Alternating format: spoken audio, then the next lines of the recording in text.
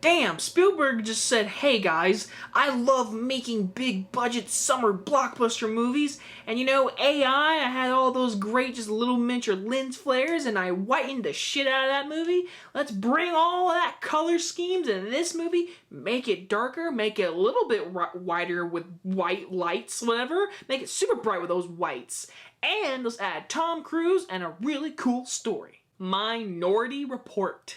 In the summer of 2002, Steven Spielberg released Minority Report, which stars Tom Cruise, Colin Farrell, and Christopher Plummer, right? It is Christopher Plummer. I can't remember, but Christopher Plummer's in this movie. I'm pretty sure he is. I should have looked it up, but I didn't. Of course I didn't. But basically, this movie has the coolest story concept ever to me, honestly. This movie is about basically Tom Cruise is a cop, but he's not just some normal cop. He is a pre-cop, basically a cop who takes over a murder before the murder even happens, and it's called pre-time. And basically these three triplets, even though they call them twins in the movie, can see the crime before it happens. A pre-crime investigation happens. So Tom Cruise and his men go out and stop the murder before it happens, and for like 9 years straight in Colombia, there has not been a murder until Tom Cruise sees one of the triplets framework, and basically it says, hey Tom Cruise, you're gonna kill someone in the next 35 hours. The concept alone of pre-crime, to me, is so cool. I love this idea. Knowing the murder right before it happens from these twins, even though it's triplets, there's three of them, but the twins basically can see the crime and these guys go and stop it before it happens. Pre-crime.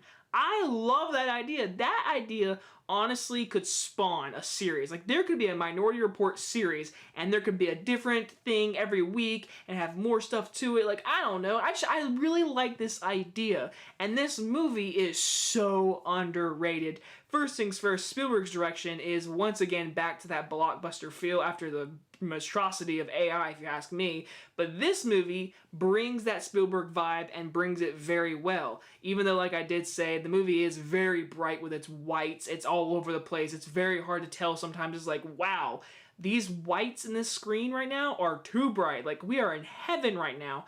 But I actually looking up a little history about this movie. So the cinematography, Janusz Kaminski, can't say his name again, but he did cinematography of this movie, and basically they like bleached the film. They said, hey, here's the frame of this movie, here's the film, bleach it. They made the movie look grainy old because Spielberg wanted a science fiction futuristic, it's set in 2054, but have an LA noir feel to it. Which, honestly, watching this movie, it works to me. It really does work because this movie is very different. Besides the really cool concept and idea, the cast is awesome. Okay, everyone knows Tom Cruise is like a megastar. This movie proves he's a megastar with a great character. This movie kind of reminded me of Edge of Tomorrow. If you've ever seen Edge of Tomorrow, Tom Cruise plays like a really badass in that movie. But truly, he's not a badass. He's a coward. In this movie, he's a really badass cop that has a terrible backstory, which leads to really dramatic changes in his life, which leads to drugs, a futuristic drug he takes. He's a drug addict in this movie, and I totally forgot about this movie. I watched this movie a long time ago, but watching it today, I was like, whoa, I forgot about this. He's a drug addict, and it brings his character to more depths. Yes, he had a very traumatic thing happen to him, but then you see this part of his life when he comes home watching old tapes of something I don't want to spoil really, but you get to see him like take drugs. It's like, oh my. Especially when you have like Tom Cruise playing that character, you wouldn't expect it. That's why I liked Edge of Tomorrow a lot, and that's why in this movie it's even really well done. More, I love like this character of Tom Cruise. I love it. And like I said, the whole cast is great. Christopher Plummer, who plays the chief of this movie, he's really good. I love his story. I love what happens, end up going more in depth with his character and what happens toward the end of this movie. Again, I'm not going to try to spoil this movie because I know more people that haven't seen this movie that have seen it.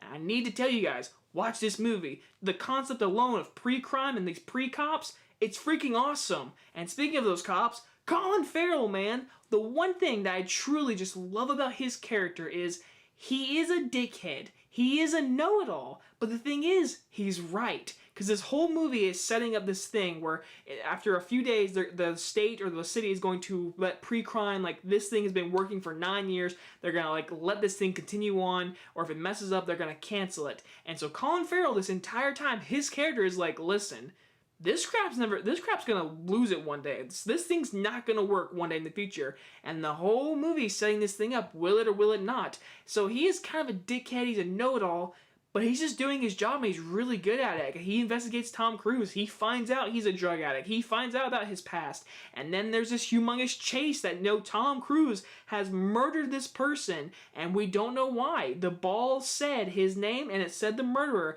and Tom Cruise is on a chase to find out who is this person he's killing in 35 hours? And then Colin Farrell's trying to chase after him and try to get him before this murder happens. The movie is very, very energetic with great action scenes. There is a fantastic jetpack fight scene. It's my favorite scene in the movie because that jetpack scene is an awesome action sequence which leads into a awesome, factory awesome action scene. It's awesome, awesome, awesome. I love the direction by Spielberg. The score by John Williams is freaking awesome. I love John Williams.